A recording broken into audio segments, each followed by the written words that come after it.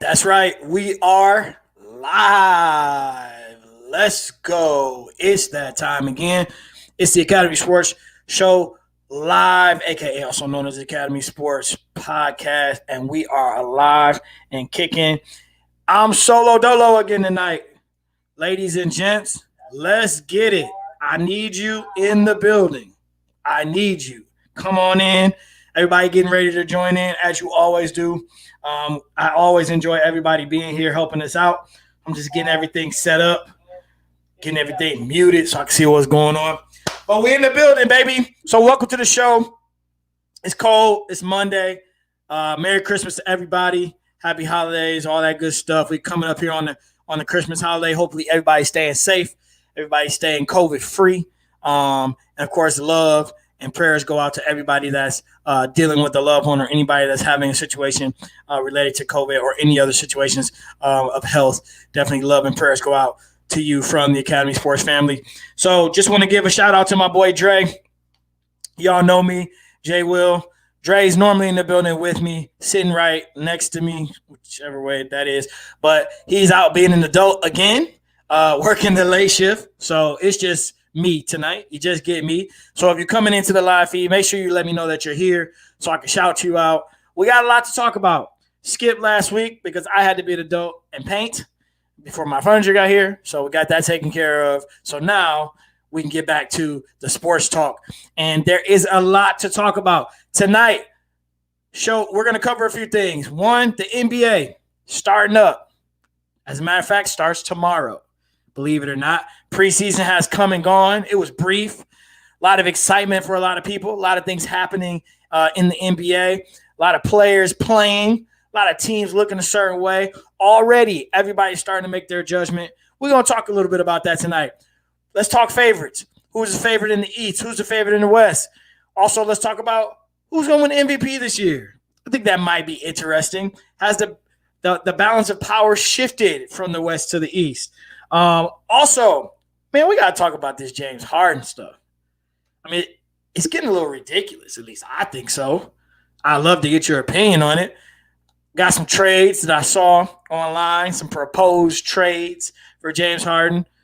I want you to play GM tonight with me. Which trade would you make? Which trigger would you pull? Which deal would you execute for James Harden?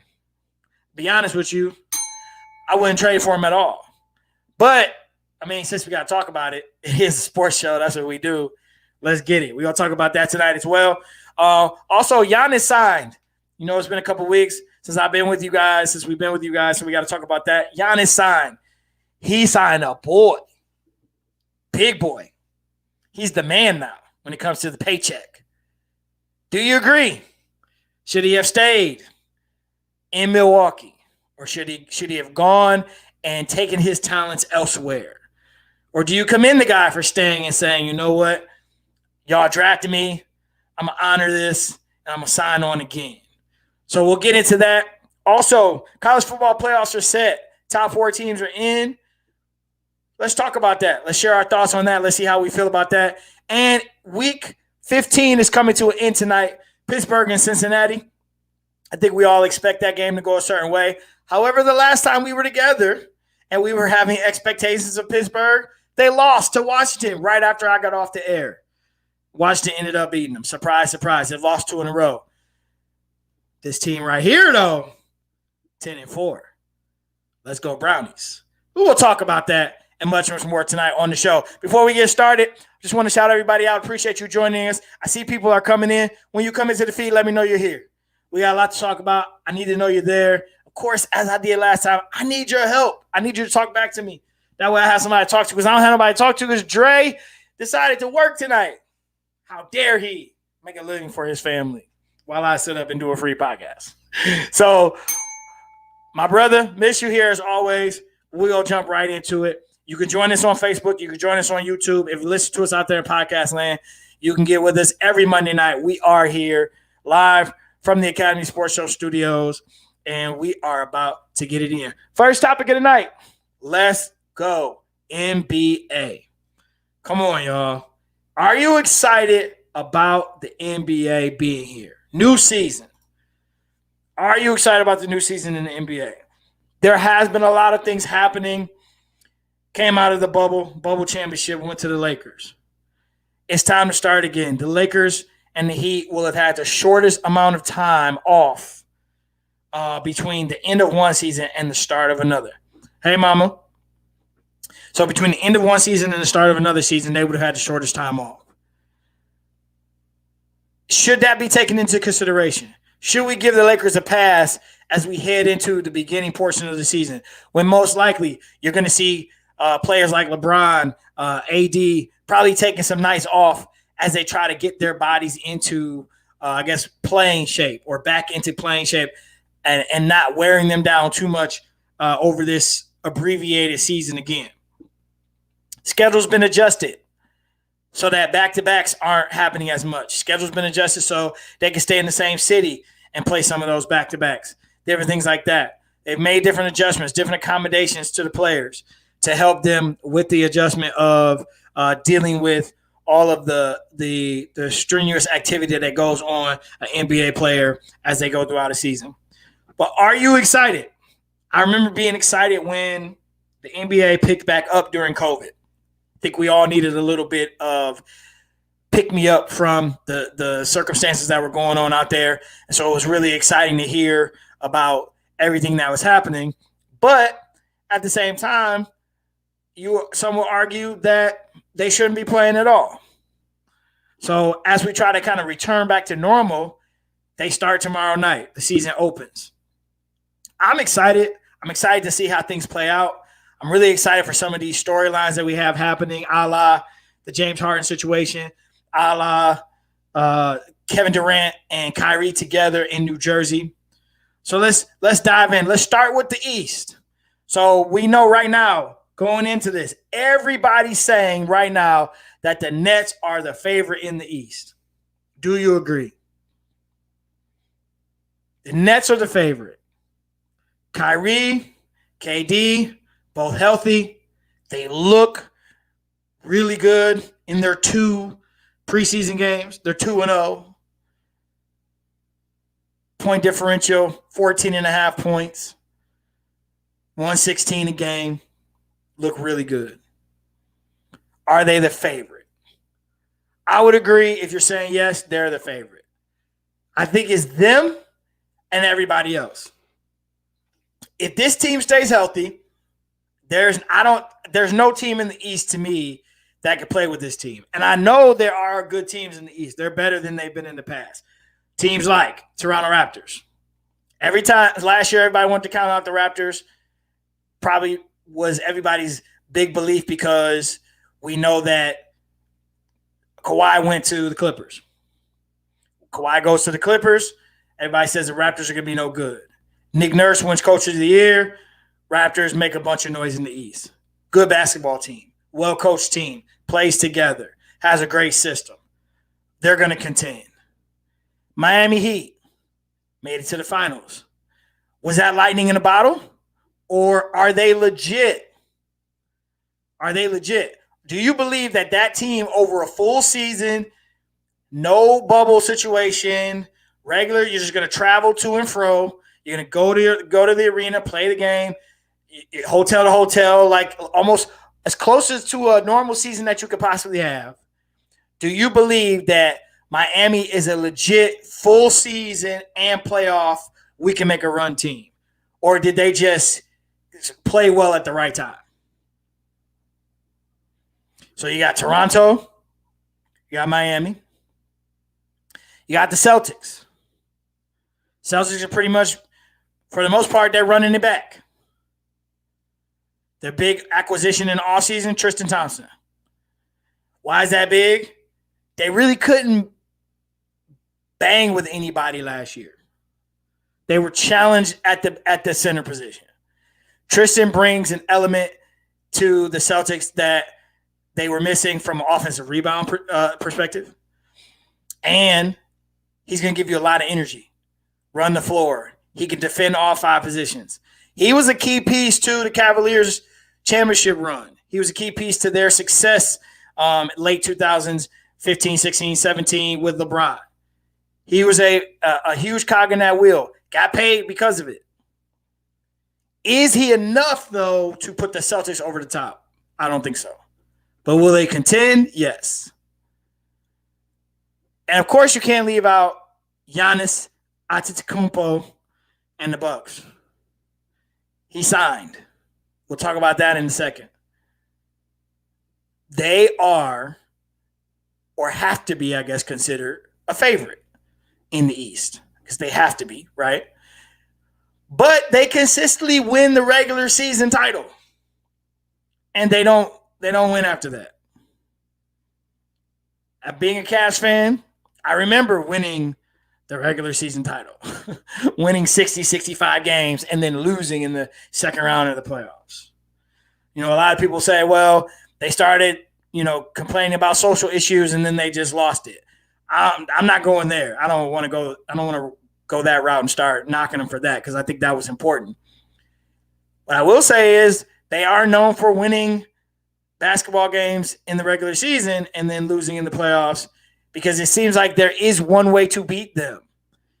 There seems to be one approach and one approach only. Pack the floor in, make Giannis shoot the basketball. That seems to be the method of madness with them. Make Giannis a shooter. Story came out today on ESPN.com. Giannis Antetokounmpo says Milwaukee Bucks won't change their approach this season.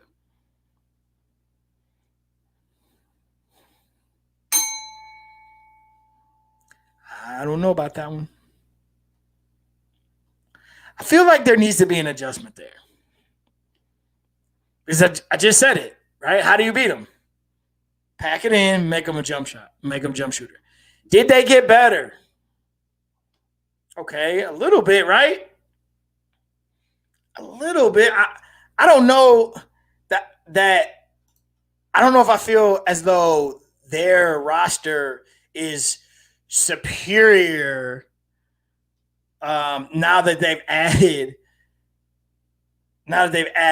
Drew Holiday. I don't know about superior. I don't know that he was the missing piece. That doesn't sit right with me. Let's take a look at their roster. So you got Giannis, his brother's on the team, DJ Augustine, Pat Connaughton he's going to be shooting the ball. DiVincenzo is a key piece for them. Holiday, got Lopez.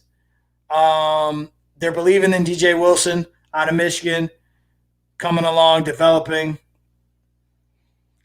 This team doesn't look like the same dangerous team as before. So can they challenge the Nets? So overall, that's what you're looking at as far as the contenders. You have the Nets, and then you have the Heat, you have the Celtics, you have the Bucks, you have the Raptors. Now, I left out some people. I'd love to argue this one. Are the 76ers really a contender? I'm not there. You'd have to sell me on that one. 76ers? I don't know about that. The Hornets are going to make noise. They're not going to contend. Mr. Ball looks really good. I would argue he's the best one out of the Ball brothers. I think we all kind of knew that, though. And now you're going to get to see it. He's definitely lighting it up so far, and there's a lot of excitement, buzzing, no pun intended, around the Hornets. I'm not ready to call them a favorite. So just looking at teams in the East, 76ers, just don't believe in them. You're not selling me on the Wizards just because Russ is there. I mean, I guess they're going to make the playoffs, but they're not going to contend. So I think we've named the teams that could contend against the Nets. Who do I like out of those teams? If I had to pick now, right, this is going to go on record. Of course, we always challenge whatever's on tape. We can go back and listen to it. We can get called out on it. So I don't think I'm going out on a limb here, but I'll put it on record. I think the Nets are the favorite. I think the Nets are going to come out of the East. I think the only thing that can stop the Nets, there's two things. Injury, that obviously can stop anybody if people stay healthy. And we know KD's not notorious for being hurt, but he's coming off of a bad injury with the Achilles, but you know that Kyrie gets hurt every year. So what happens when he goes down? We'll have to see about that. The other piece to them possibly not winning the East is just, can that locker room survive what has already been an interesting situation, to say the least? I don't know if you saw the video. Kyrie was burning sage and walking around the court, exercising the demons. So now that's a thing. He doesn't want to talk to the media. That was a thing. They're pawns. He's just real deep. Kyrie's real deep guy. But it just feels like Kyrie and KD are going to have issues, and they're not going to get rectified. It's going to be a passive-aggressive situation. Like, nobody's going to talk to the other person. So I don't know. You tell me. What do you think? Can they make it a full season? Or ultimately, does the Kyrie KD operation not work? And if it doesn't work, what can they do about it? Because both of these guys are signed to deals that have years left on them with the Nets. So I don't know. I think that is very possible that relationship is going to implode at some point, and there's going to be drama. Because it just seems like Kyrie's the drama guy now. It's like that's how he gets his attention. So, okay, if that's going to be you guys' plight, then this is going to be interesting to watch. I still say, barring injury and barring emotional implosion by the two of these guys who seem to be the most passively aggressive dudes in the NBA, KD with his multiple Twitter handles, and Kyrie with his angst with the media, they should win the East. They should win the East. And it's a pick 'em for who they would beat in the Eastern Conference Finals, because it could be the Celtics, it could be the Heat, it could be the Bucks. They should win the East. Now let's go West. All right, so let's talk Western Conference. Is the Western Conference the Lakers and everybody else? A lot of people feel like this conversation shouldn't even be happening because this whole situation is the Lakers and everybody else. But that is why they play the games. Like, oftentimes you know that you pick someone and it ends up being somebody else because of all the different things that can happen in what I like to call is the soap opera that is the NBA. So the Lakers go 4-0 in the preseason, look really good, 111 points per game, winning games by an average of 9.2 points per game. That's their margin. 2-0 away, 2-0 at home. They look good. The Jazz look good. Grizzlies look good. The Pelicans look good. Golden State looks like they could be scary. The Rockets, people like the Rockets because James Harden, when he's playing, makes them a good team, and they have a good young coach. The Nuggets look good. I mean, the West just looks good up and down. Trailblazers, Thunder, everybody. Interesting. Clippers went 0-3 in the preseason. Sure, we can come up with reasons as to why that is, but it all starts fresh tomorrow night. Can anybody contend with the Lakers? Yes. That's my answer. Yes, definitely. Can anybody beat the Lakers? I don't see it right now. Will it be competitive? Yes. The Lakers, to me, are a complete team on paper. What we need to see is definitely see it happen in real time. Like I said, they look good in the preseason, but they have athleticism. They've got size. They now have quickness at the point guard position, somebody who can distribute and can score, can get his own shot. They still have LeBron and AD. So when it's all said and done, you could argue they have two of the top 5 players in the league and a nice supporting cast of veterans And yes, will they have to gel together? I think Sports.Stevens pointed it out on a previous show. Will they have to learn how to win together? Yes. Do they have somebody that seems to be pretty good at helping make that happen? Yes. A lot of these guys are returning from last year's run. Does that help them? Absolutely. So who can give them a run?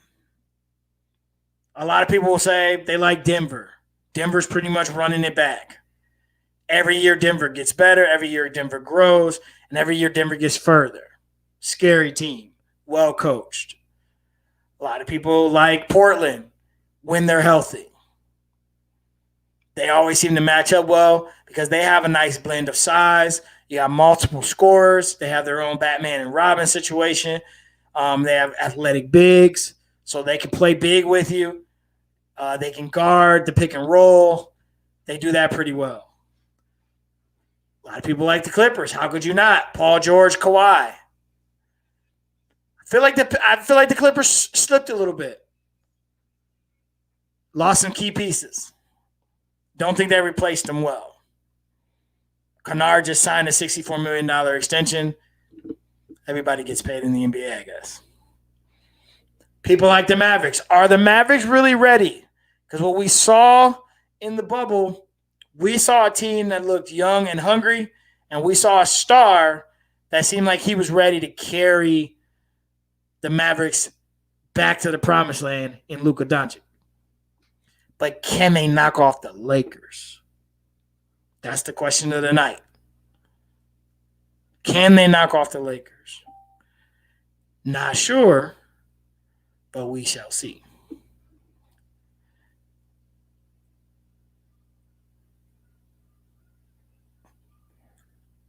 The Warriors are back. Everybody except for Clay.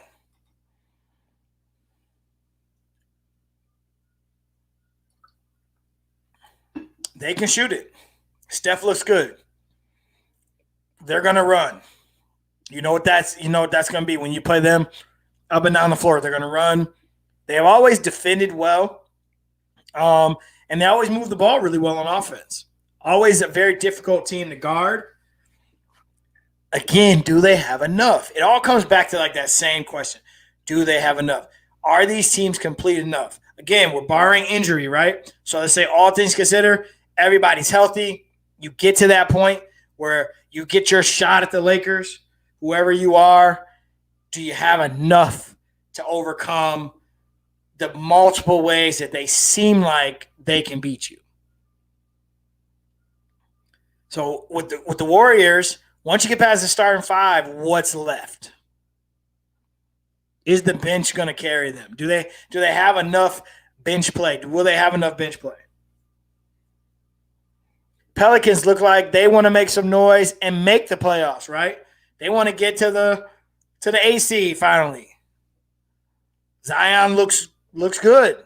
No restrictions this year. We get to see a full season of Zion. We get to see him play, hopefully healthy. But we get to see him play and really go for it. Let's see how that turns out. Not contending with the Lakers, though. So as I did in the East, I'll do it in the West. Be on record. Who wins it? The Lakers do. I think the Lakers are coming out of the West. That's my call. I think you're looking at a Lakers-Nets final. And boy, what a storyline that's going to be.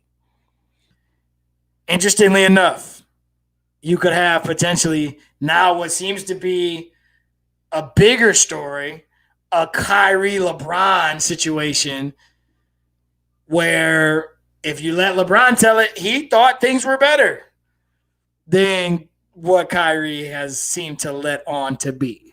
Although when Kyrie did leave Cleveland, there was a lot being said that he was the problem. But LeBron got the bad rap because he's LeBron. It's just if you go back and kind of read the articles on that and read actually things coming forward since then, a lot has come out about him being the problem and it not being all LeBron. And Kyrie didn't really stick well in Boston.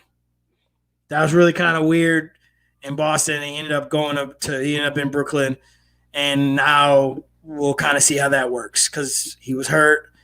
And again, he's doing a lot of talking from the sideline, but we got to see what's really going on. So that could present an interesting scenario. That could present an interesting situation. LeBron versus Kyrie, but then you also have the LeBron versus KD situation, where historically it feels like KD gives LeBron trouble. Yes, the Heat beat OKC in KD's younger days when KD, Harden, and Westbrook were together. KD on the Warriors got the best of the Cavaliers. A lot of people, of course, mad at the KD situation with him leaving and going to the team that they could have knocked out if they just won one more game. So that presents an interesting scenario in the finals. KD, Kyrie, and the Nets versus LeBron, AD, and the Lakers. We'll wait to the end to see if it comes true to give our picks. Make sure Dre is back for that, of course. But definitely think it's going to be interesting to watch and interesting to see how this all plays out. So let's move on. Giannis signed. You think he should have stayed or you think he should have left and played somewhere else? He signed the super max. All that money, all there was to give, it was given to him. It is now his. He earned it. The man has been paid. Should he have stayed in Milwaukee? Will he win a title in Milwaukee? Is it even about winning a title? I think sometimes you have to question that with these guys in the NBA because you can't really believe sometimes that some of these choices that these guys make about going to certain teams is about winning a ring. I think early on it's about getting the check. Later on, then I want to get a ring once I've been paid and I've set myself up nicely. Some are just lucky enough to be able to do both. So in this case, Giannis signs. He signs over $200 million. They got Jrue Holiday added to their roster. So a lot of people feel like that's a huge addition that puts him in a better position. I'm not there. But would you have signed it? I don't have $100 million or $200 million. Yeah, sign whatever. Like, you put something in front of me that much, I'm signing. Is he going to win a ring there, though? I don't think so. I mean, if I'm wrong, I'm wrong. I have no issue with that. I just don't think he's going to win a ring in Milwaukee. But he's going to get paid? Yes. And it's new. It's odd we're saying this because until the free agency era of the 2000s when players started to really get that control, you don't usually see this. Most of the time, players leave. He got this done quickly. He got it done early. We didn't go through a season of is Giannis going to stay. We didn't have to wait till next July 1st when we wake up and it's free agency at midnight and you're refreshing with your thumb waiting to see who signed and watching Twitter. We don't have to do that. He signed already. But will they win a ring? I don't think they will. But congratulations, Giannis. You got that money. You worked for it. You earned it. You got that money. Congratulations. Now that you have the money, let's see if they can win a title. I don't have Milwaukee on my radar for winning a title. And with the word coming out of the Milwaukee camp today that they're going to just keep doing the same thing they've been doing, I don't know if they're going to win a title doing that because everybody knows how to guard this team. Jrue Holiday doesn't change my defensive strategy for this basketball team. If I had to play them in a 7-game series, I believe I could beat them 4 times by packing it in and making Giannis a jump shooter. If Giannis has been in the gym, if he's been in the lab working, and all of a sudden he can shoot the J this year, then you got a team that could be you got a player that could be the closest thing to unstoppable that we've seen since, LeBron in his prime. Because the dude is just a freak, a la the nickname. To see if he can do that or if he has done that or if COVID, because of COVID and the pandemic and everything going on, it hasn't allowed players to work on their games as much. It'll be interesting to see if they can do more than what they currently done. So right now, they're regular season champs. They know how to win the regular season. They know how to get home court advantage. And then after that, it doesn't happen. Pack it in, make Giannis a jump shooter, make him beat us. I don't think adding Jrue Holiday was going to solve that problem. But congratulations to Giannis for signing the big money. The other big story outside of Kyrie and his Sage, the other big story out there is the story of James Harden and his desire to be traded from the Houston Rockets. He wants no part of that situation. He wants out. He was in Vegas training. Then he was in ATL training. So now he wants out. So, I'll ask you this. If he wants out now, do you let him out? Or do you make him play? Do you stick it to him and make him play?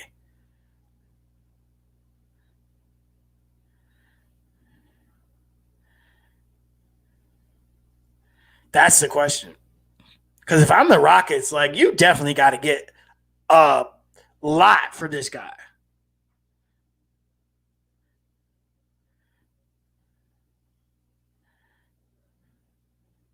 Like, I just don't see – I don't see where you don't get a truckload for James Harden.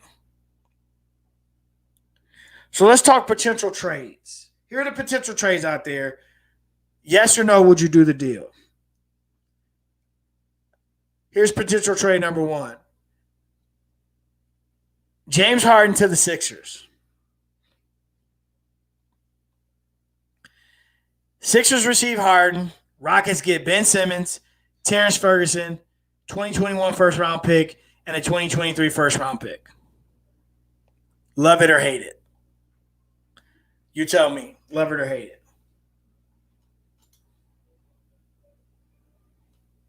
I'll say it again. Harden to the Sixers. Rockets get Simmons, Terrence Ferguson, 2021 first round, 2023 first round. Love it or hate it? I remember in Living Color, hated it. I'm going to tell you right now, I hate that trade. Here's who I hate it for. I hate it for the 76ers. And I know, right? Yeah, but I mean, all they have to do is give up Ben Simmons and then some others and 2 first rounders. True. Do you really think James Harden and Joel Embiid can cohabitate? Could you imagine Joel Embiid working his tail off to get open on the block? All while James is dribbling between the legs, tween, tween, tween, tween, tween, cross, tween, tween, tween, shot. Could you imagine that? That's what we'd be dealing with. You got James Harden, dribble, shoot, while Joel Embiid works his tail off to try to get open. Then when James Harden comes out the game and they give it to Embiid, he's just going to jack shots up because the dude, he just wants to shoot so bad because he hasn't been able to shoot. Would you pull that trigger? If I'm the 76ers, I don't make that deal. So I'm going to go hate it on that one. Trade number 2. Harden to the Nets. Harden to the Nets. The Rockets will get Karis LeVert, Spencer Dinwiddie, Taurean Prince, 2021 first round, 2023 first round, 2025 first round. Can you explain to me first why Harden to the Sixers only picks 2 first rounders, Ben Simmons and Ferguson, but Harden to the Nets, you got to give up LeVert, Dinwiddie, Taurean Prince, 2021 first round, 2023 first round, 2025 first round. 3 first round picks, LeVert, Dinwiddie, and Prince. Listen, I said this before on this show. I'll say it again. If you're the Brooklyn Nets, do not do this. Do not give up all this young talent. You got talent. The Nets are not just dangerous because of Kyrie and Kevin Durant. Did you see what these boys did in the bubble? Did you see what Dinwiddie and LeVert and Prince, did you see what these guys did in the bubble? You're adding Kevin Durant and Kyrie back to that scenario. There's no way you make this deal if you're the Nets. You're giving up way too much. Give up what the 76ers, one guy, couple picks. I can't blame the Nets for the Rockets for doing this, but one guy and some picks. But who's the one guy? It's got to be one of your dogs. No. The Nets have a window right now. You have a window of young guys with supreme talent. So you have a perfect combination of hunger, youth, veterans, guys who know how to win rings. They've won them. So you've got a championship pedigree. You come in and show these young guys how to do it. Now, granted, the people doing the showing are Kyrie and Kevin, but I don't know. We'll see. They don't seem like locker room guys to me, but we'll see. But you don't give up that for James Harden. So James Harden could come in and dribble, shoot. There are not enough basketballs to go around for Harden, Kyrie, and KD. Not enough. I think that would be a logistical nightmare. Love or hate? Hate it. Knicks. Harden to the Knicks. Knicks give RJ Barrett, Julius Randle. Poor Julius Randle. He's in every trade. 2021 first rounder, 2023 first rounder, 2025 first round, and 2 second-round picks. In other words, the Rockets become part owners of the Knicks. Knicks get James Harden. All right? We're talking potential trades, love or hate, for James Harden. I hate it.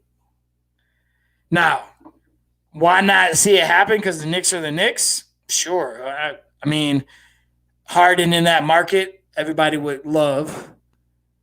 In the New York market, I mean, the Brooklyn market's going to be just the same. It's in New York. So, but Harden and at the Garden for 40 games a year, people are going to love that.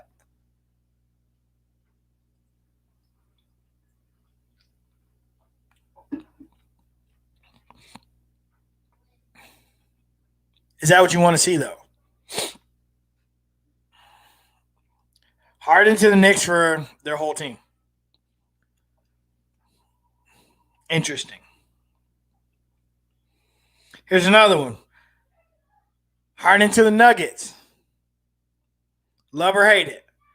Harden to the Nuggets. Rockets get back Gary Harris, Will Barton, Michael Porter Jr., 2021 first-round pick, 2025 first-round pick. I actually think this is an interesting deal. You got 2 role players and a guy that some believe is a next great player in Michael Porter Jr. Not the greatest, but definitely a lot of people believe he's the next top-tier guy. Denver's coming off of a good season, a couple of good back-to-back seasons.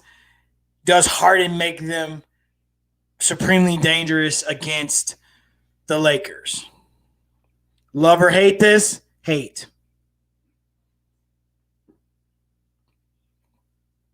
You might see a theme here.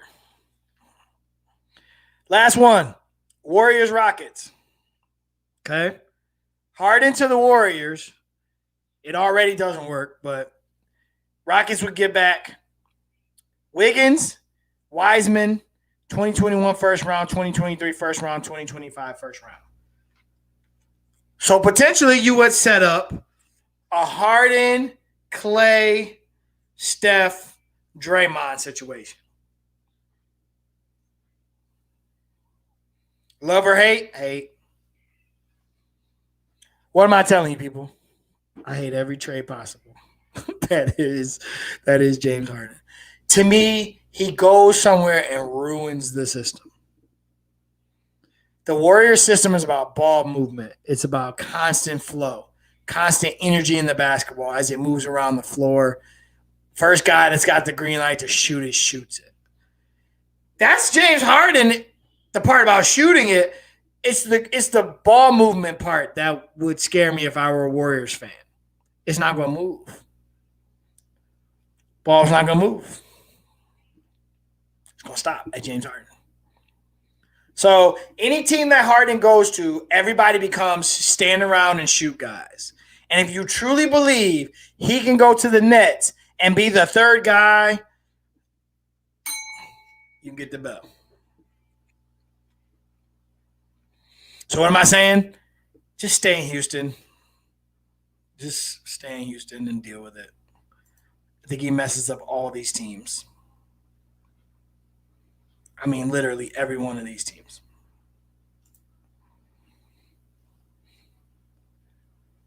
So who's going to be our MVP as we wrap up NBA talk?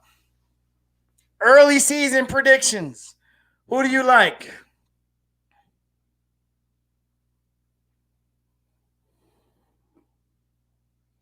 I'm going to go out on a limb. I don't even know if this is a limb. But I'm actually going to go out there and say I think LeBron wins another MVP this year. I think LeBron's going to win an MVP. I think he's going to win another one. We'll see.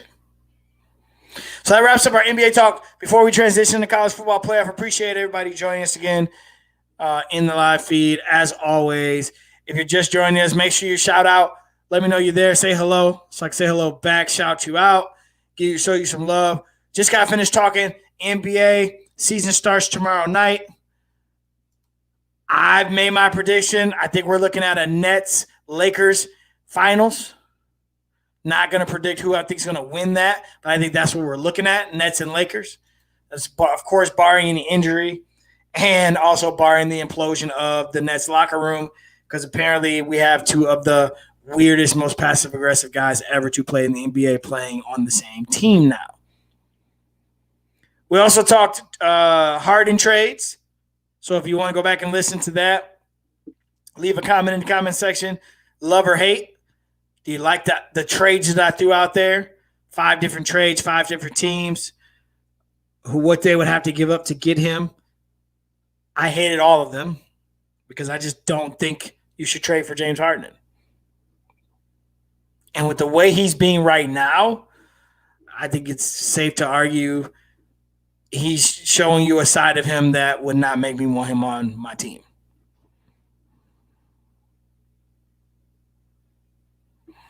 So that's just my opinion. MVP, I think LeBron's going to win it. I think this is a year where LeBron's going to get an MVP, another one, maybe his last one. Because clearly we can see he's positioning himself to be in the league when his son enters the draft or when he turns 18. So that'll be interesting to see as well. So it looks like we're about 2 years or so away from that moment. So let's transition. College football playoffs. It's official. 4 teams. Who's in? 4 teams are in. The same 4 teams that have been there all season long. They have now made a decision. Semifinals are set. New Year's Day. Alabama, Notre Dame. Ohio State, Clemson. Alabama's the 1 seed. Clemson's the 2. Ohio State the 3. Notre Dame the 4. 1 versus 4, 2 versus 3 are the matchups. Where do we start? Did the committee get it right? Did the committee get it right? The arguments that were presented were interesting, to say the least. Did they get it right? Who has beef with the committee? Texas A&M. Texas A&M feel like they should be the 4 seed. They feel like they should have gotten their chance. Why? Notre Dame got blasted this weekend by Clemson. And everybody was arguing now, if Trevor Lawrence had played earlier in the season, that probably would have happened earlier in the season as well. I hear you. That's an honest thought. But let's not sleep on the fact that Notre Dame did beat a good Clemson team that had a really good backup quarterback. Really good backup quarterback.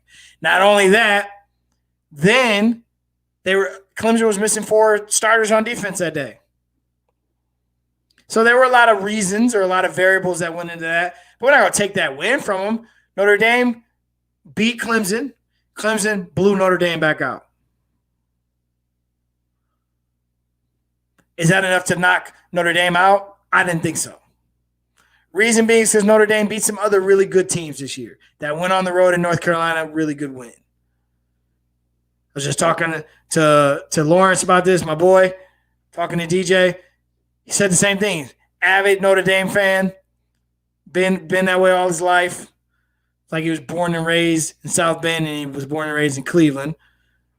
At the end of the day, always a Notre Dame fan. Even he said it. Did you see what my team did to other teams outside of just Clemson? Yes, I acknowledge that. This team's been riding at number 2 all year for the most part. Nah, I don't think that loss was enough to put them out. So I think they got it right at 4. Now, what does this mean for them? They're going to get their butts handed to them by Alabama. Sorry, Notre Dame fans, just speaking truth. Alabama's going to give you that work. You about to get this work. Hear me when I say Alabama's about to put their hands on Notre Dame. In the other matchup, Clemson-Ohio State. Clemson looking like that Clemson team of the past. I would argue they're not as good as they were in the past, but they're still really, really good. Ohio State, I think, got in on name recognition. Did they beat a good Northwestern team? They did. That Northwestern defense is legit. Did they do it shorthanded? They did. So they found a way to win. Good teams are supposed to do that. They did that. At the same time, though, that defense isn't as good as it's been in years past. I don't think Notre Dame can beat Clemson or beat Alabama. I think the closest thing we got to somebody knocking off Alabama is Clemson. I do not see any other scenario. So to me, again, Ohio State got in. Are they probably better? Yeah. Are they one of the top 4 teams? Definitely. But I think that you can't really point to a game this year and say, oh, no, did you see this game or did you see this game? Teams exposed them this year. This was a year where you might be able to catch Ohio State slipping. So teams definitely exposed them. Enough to knock them out of the top 4? No, I don't think so. But do I think they have a good chance of winning the national title? No. So I'll save my predictions because we've got another show coming before we have those games take place. So we'll hold off on that. But you tell me, did they get it right? Does Texas A&M have a legitimate beef? Texas A&M beat Florida, which ended up being a 3-loss team. They're playing good football right now. They got blown away by Alabama. Outside of that, not too many other big-time wins. I don't think they have an argument. I think it's the best 4 teams that are in, they're in. And I think there's 2 teams that we're playing patty cake with. So upsets happen. They can happen. We will see. But at the end of the day, I think they got it right. I know Cincinnati was out there undefeated. I'm not sold on them because of strength of schedule. So there's a couple undefeated teams. They couldn't sniff the top 4. But let's just be realistic. Competition matters. Who you play matters.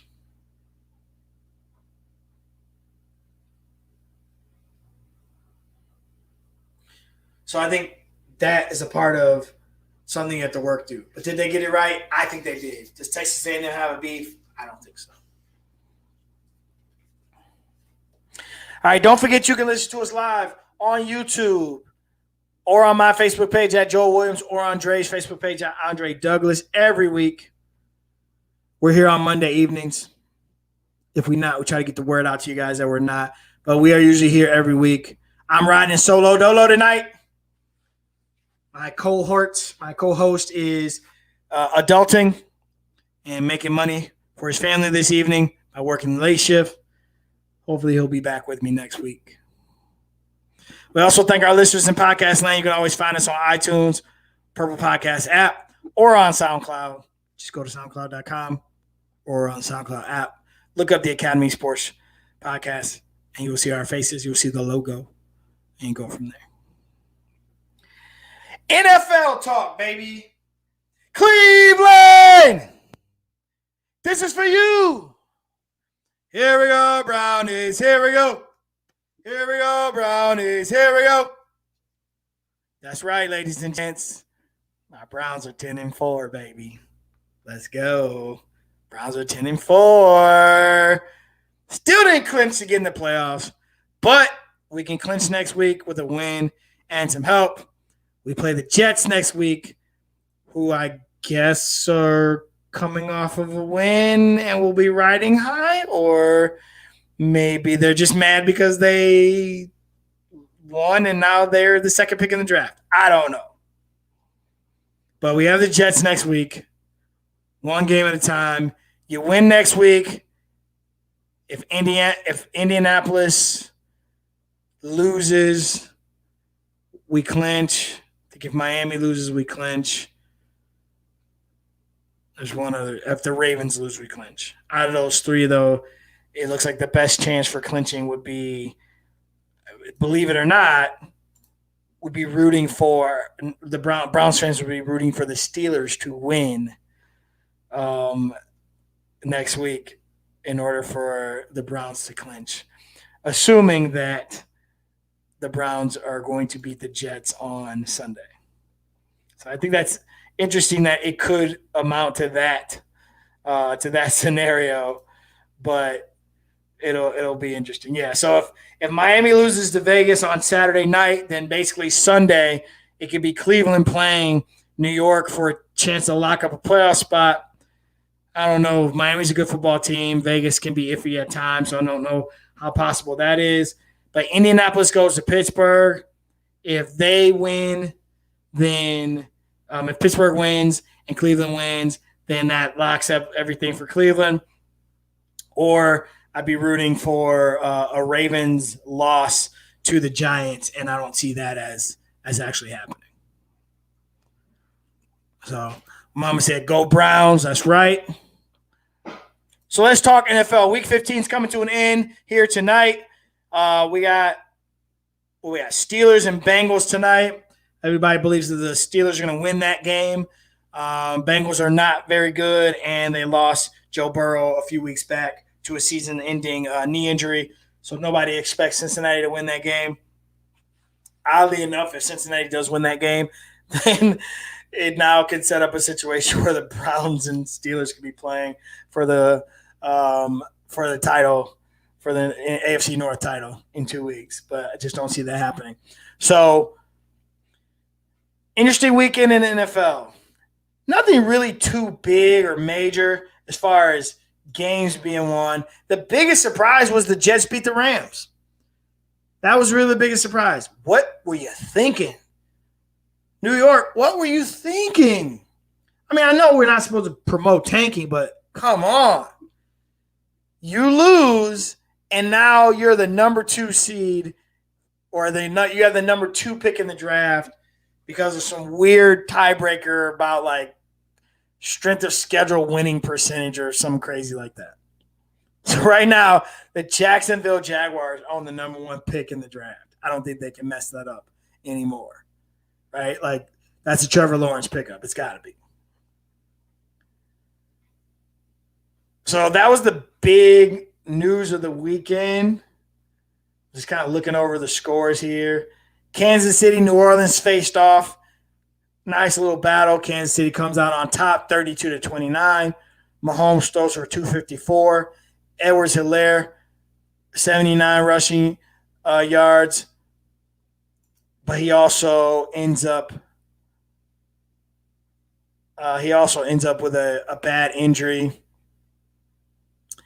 And let me see if there's any. I don't know if there's any news on Mr. Hilaire. Let's see. Oh, okay, they called it a high ankle sprain, which is actually good to hear because if you saw it happen in real time, a lot of people thought his season was over. So we'll see how he recovers from that as we go. Right now, 181 attempts, 803 rushing yards, 4 touchdowns. He's averaging 4.4 yards per carry. So, yeah, nothing big. Like I said, that was the biggest game of the week was Chiefs and New Orleans. Chiefs got that win. Packers 24-16 over the Panthers. Rodgers looking crispy as usual. Bills looking good. Bucks got to win over the Falcons. Man, the Falcons just can't hold the lead against Tom Brady. Sorry. Cowboys get a win. Titans kill the Lions. Shout out to Dre. Colts beat the Texans. I was rooting for the Texans in that game. Need one of those AFC South teams just go ahead and lose so my Browns can lock up the playoffs. So nothing else big really happening. Jalen Hurts almost knocks off the Cardinals, but he's looking really good. So here's where things stand in the AFC. Currently, number 1 seed, Kansas City Chiefs, they've clinched. Number 2 seed is Pittsburgh Steelers at 11-2. Buffalo sitting at 11-3. Pittsburgh and Buffalo will battle it out for that spot because Buffalo beat Pittsburgh. They own the tiebreaker, so Pittsburgh's got to keep playing out. Buffalo's sitting at the 4 seed. I'm sorry, the 3 seed. Tennessee's at the 4. Cleveland's at the 5. Indianapolis at the 6. Both are sitting at 10-4. Miami 9-5 at the 7. Baltimore on the outside looking in at 9-5. If the 4, 5, 6, and 7 seeds continue to win out, Baltimore can't get in, which is going to be interesting because potentially they are a very dangerous team. They're a very dangerous team. Game of the year might have been what you saw last week on Monday Night Football between Browns and Ravens, but potentially they are very dangerous.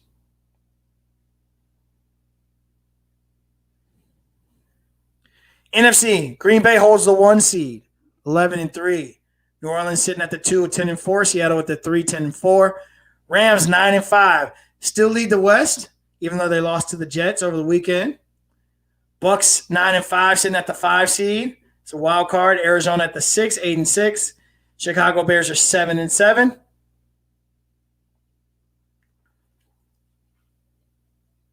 Washington Redskins are 6-8. And actually, the Washington Redskins own the 4 seed because they're division leader. So that'll be interesting to see how that plays out.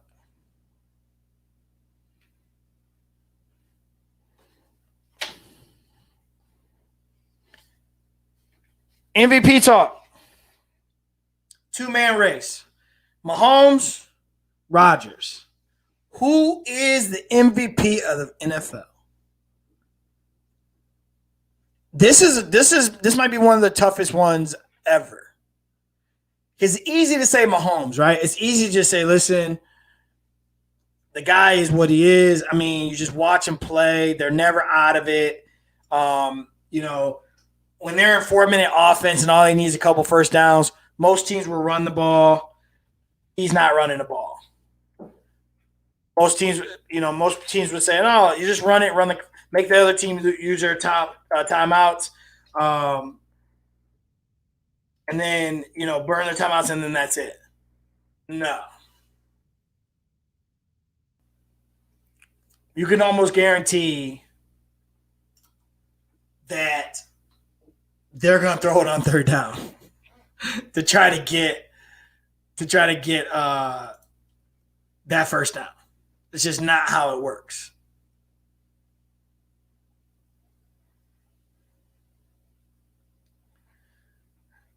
So, is Aaron Rodgers really in this conversation? I'm an Aaron Rodgers fan, but I just want to give you my unbiased opinion here. I really think Aaron Rodgers has a legit chance to win the MVP. 100%. I think he has a legit chance. Their numbers are comparable, and even in some cases, his numbers are better.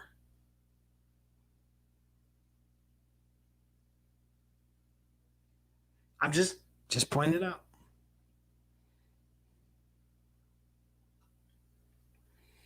Just pointing it out. So here's some numbers to compare.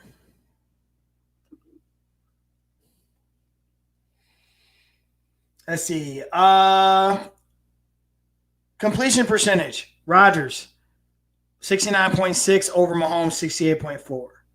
Yards. Mahomes, 42.08 over Rodgers, 36.85. Yards per attempt. Mahomes, 8.5. Rodgers, 8.2. Here's where it's interesting, though. Touchdowns and interceptions. Rodgers leads in touchdowns 39-33. Rodgers has only thrown 4 picks, and Mahomes has thrown 5. So Rodgers has the better completion percentage, thrown more touchdowns, less interceptions.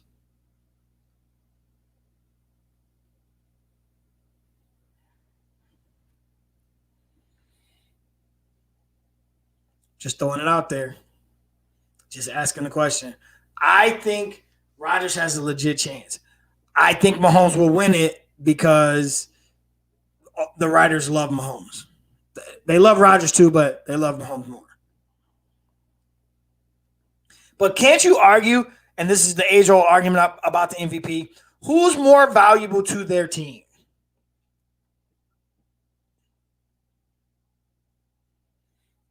I would argue Rodgers is more valuable. If Rodgers goes down, they're nothing. Rodgers has made Lazard, Valdez-Scantling, and the tight end look like real players. Davante Adams is legit. Everybody else is just playing. Rodgers makes those guys look good. I would argue he's more valuable. He's got one weapon. He's got 2 weapons. He's got Aaron in the backfield.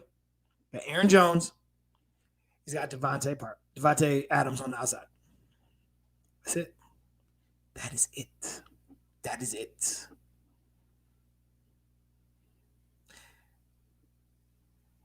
The Chiefs have everybody. Now I know if you take Mahomes out of the Chiefs lineup, they're not the same team, obviously. But could a backup win some games with those studs? I would give him a better chance than I would the guy that's going to step in for Rodgers with the Packers. Just saying. I think there's an argument there. Numbers say they're comparable. Might there be a surprise? Are people willing to vote for that? Is it possible that we could see a Green Bay, Kansas City Super Bowl? Very possible. Last year, we knew Green Bay was inept to stopping the run. San Francisco proved it because all they did was run the ball in the conference championship. And everybody knew that the suspect part of that team was the defense. They could stop the run. Just didn't know it was that bad. But they had already beaten them in the regular season, so people kind of knew. This year, there's no team like that. There's no team in the NFC that you feel like is dominant like San Francisco was from a running game and from a defensive side of the ball. People like the Rams defense, but they just lost to the Jets. They're inconsistent. While they might defend, the offense sometimes gets bogged down. Seattle's defense is porous. New Orleans is the next closest thing. Defense is solid, but at the same time, while their defense is solid, that offense sometimes is suspect. So this is definitely a year where Green Bay could make it to the Super Bowl. Everybody's picking Kansas City right now, and they have very good reason to do so. I think Kansas City is a favorite to get to the Super Bowl as well. Might there be a possibility that you would see these two teams come against each other? And then would you really see a beautiful battle of quarterbacks? You absolutely would. I would love it. I mean, when you talk about shootout, oh, man. To watch that will be unbelievable. But to my original point, does Aaron Rodgers have a legit argument to MVP? I say he absolutely does. All right, closing it up with my top five. Time to release the top five. Top five. When you hear this in podcast land, if you want to put your top five in the chat, make sure you do. Make sure you comment. Make sure you share. Make sure you click the bell so you know when we're going live tonight. Looks like it's a quiet night in the chat. Just running through this on my own tonight. So I miss everybody out there. Those that usually join us. Hopefully we'll see you guys again next week. NFL top five. I was going to ask you guys to pick my five for me, my number five. Because to me, the number five position of this list is a pick 'em. I don't know who goes there. So at number five, I've got Seattle, Tennessee, Pittsburgh, and Indianapolis. I don't know what else to do. Every time you pick somebody, they lose. So that's who I got at five. Seattle, Tennessee, Pittsburgh, and Indianapolis. That's my five. That's my number five slot. Pick one. Insert here at number five. At number four, coming off of a loss to Kansas City, I got the New Orleans Saints. Defense, unbelievable. Okay? In the past, it's been the offense that was unbelievable, and the defense kind of just stayed around, opportunistic, but they weren't really going to stop anybody. This defense, they hit you in the mouth every time. Speed everywhere, discipline. It's hard to beat the Kansas City Chiefs. Got the Saints at number four. Number three, scary, scary team. A lot of people are starting to respect this team because they finally have earned it, I guess. They earned it for me a few weeks ago. The Buffalo Bills at number three for me. Number three, my top five. Young quarterback, doing his thing. They defend well. They throw it well. He makes plays with his arm and his legs. Their play calling is up there. They have very good play calling from their OC. Well-coached team. Dangerous. Very dangerous. I think they're going to give the Steelers a run for their money for the 2 seed. Very dangerous. A lot of teams I think are lucky this year that no fans are around. There's just some teams who there's places that you play, there's tough places to win, and Orchard Park in December and January is a tough place to play. My number two team is the Green Bay Packers. I mean, what can I say? Got stud running back, stud receiver. Defense is good, serviceable. I think good enough to win some playoff games. And when they're playing from in front with Aaron Rodgers-led team, they're hard to beat. And then they've got Aaron Rodgers.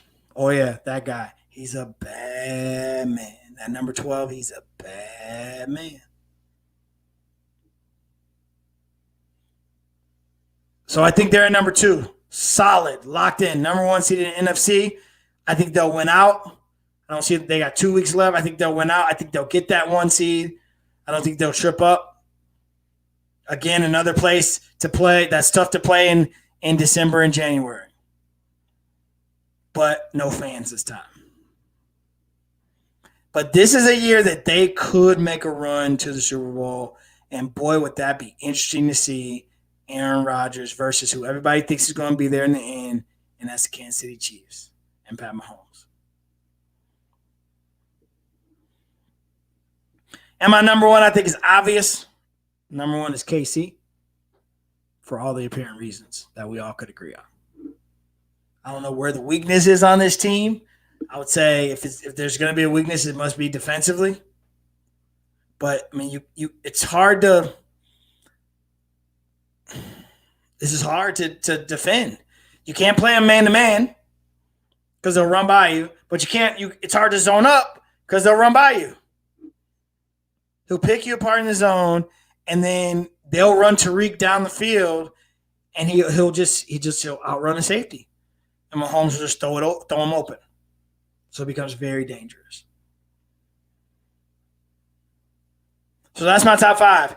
KC at number 1, Green Bay at number 2, Buffalo at number 3, New Orleans at number 4, and then my number 5 is a pick'em.